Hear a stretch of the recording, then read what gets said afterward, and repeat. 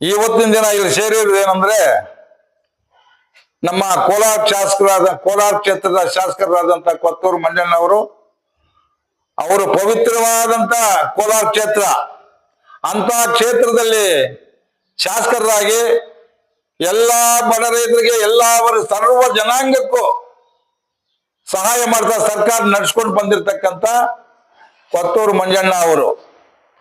ಅದೇ ರೀತಿ ಮುಳಬಾಗಿಲು ತಾಲೂಕಿನಲ್ಲಿ ಪವಿತ್ರವಾದಂತ ಮೂಡಿಲಬಾಗಿಲು ಇಂಥ ಮುಳಬಾಗಿಲು ಕ್ಷೇತ್ರದಲ್ಲಿ ಅವರು MLA ಆಗಿ ತಾಲೂಕು ಮೂಲೆಯಲ್ಲಿ ಎಲ್ಲಾ ಮೂಲೆಗಳಲ್ಲಿ ಹೋಗ್ಬಿಟ್ಟು ಪ್ರತಿ ಬಡವರಿಗೂ ಮನೆಗಳು ಕಟ್ಟಿದ್ದಾರೆ. ಮನೆಗೆ ಕಟ್ಟುವುದಕ್ಕೆ ಸಿಮೆಂಟ್ ಬೇಕಾ, ದುಡ್ಡು ಬೇಕಾ, ಪ್ರತಿಯೊಬ್ಬ ಬಡವರಿಗೂ ಹೆಲ್ಪ್ ಮಾಡಿದ್ದಾರೆ. ಸುತ್ತಲೂ 364 ಹಳ್ಳಿಗಳಲ್ಲಿ ತಾಲೂಕು ಸುತ್ತಮುತ್ತಲು ಮಾಡಿದ್ದಾನೆ.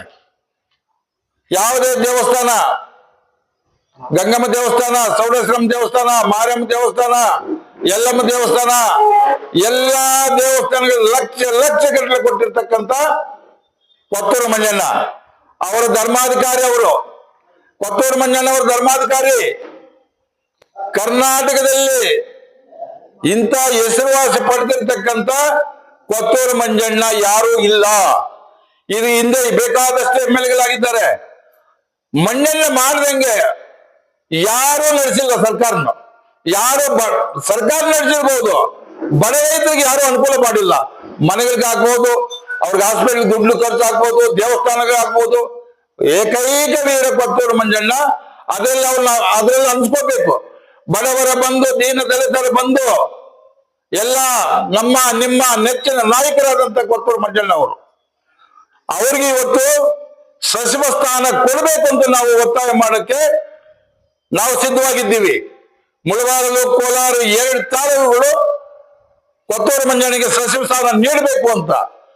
ಕೋಲಾರ ಜಿಲ್ಲೆ ಉಸ್ತುವಾರಿ ಮಂತ್ರಿ ಕೊಟ್ರೆ ಕೋಲಾರ ತಾಲೂಕು ಭದ್ರಕೋಟೆ, ಕಾಂಗ್ರೆಸ್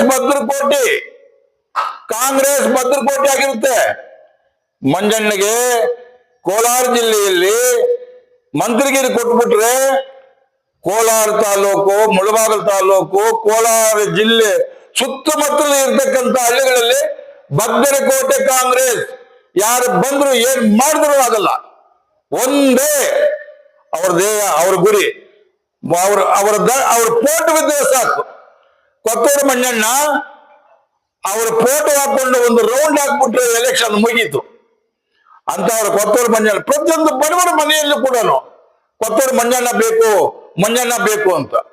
ಅದೇ ರೀತಿ ಇವತ್ತು ನಮ್ಮ ನೂತನ ಮುಖ್ಯಮಂತ್ರಿಗಳಾದಂತ DK ಶಿವಕುಮಾರ್ ಸಾಹೇಬರ ನೇತೃತ್ವದಲ್ಲಿ ನಮ್ಮ ಯುವ ನಾಯಕರಾದಂತ ಕೊತ್ತೂರು ಮಂಜಣ್ಣಗೆ ಮಂತ್ರಿ ಸ್ಥಾನ ನೀಡಬೇಕೆಂದು ನಾವು ಒತ್ತಾಯ ಮಾಡ್ತಾ ಇದ್ದೀವಿ. ತಾಲೂಕಿನಲ್ಲಿ ಮುಳಬಾಗಿಲು ತಾಲೂಕು, ಕೋಲಾರ ತಾಲೂಕು, ಮುಳಬಾಗಿಲು ತಾಲೂಕು ಪವಿತ್ರವಾದಂತ ಕ್ಷೇತ್ರ.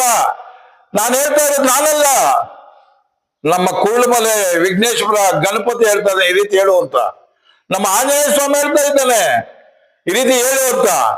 ಅದರಿಂದ ನಾನು ಹೇಳ್ತಾ ಇದ್ದೀನಿ, DK ಶಿವಕುಮಾರ್ ಸಾಹೇಬ್ ನೇತೃತ್ವದಲ್ಲಿ ನಮ್ಮ ಮಾಜಿ ಮುಖ್ಯಮಂತ್ರಿ ಸಿದ್ದರಾಮಯ್ಯ ಸಾಹೇಬ್ರ ನೇತೃತ್ವದಲ್ಲಿ ಇನ್ನೂ ಪಕ್ಷದಲ್ಲಿ ಹೈಕಮಾಂಡ್ ಯಾರ್ಯಾರಿದ್ರೆ ಅವರೆಲ್ಲ ಸೇರಿ ನಮ್ಮ ಮಂಜಣ್ಣಗೆ ಸಚಿವ ಸ್ಥಾನ ನೀಡಬೇಕಂತ ನಾನು ಹೃದಯಪೂರ್ವಕವಾಗಿ ಕೋರ್ಕೊಳ್ತಾ ಇದ್ದೀನಿ. ಇಷ್ಟು ಮಾತ್ರ. ಜೈ ಹಿಂದ್, ಜೈ ಕರ್ನಾಟಕ.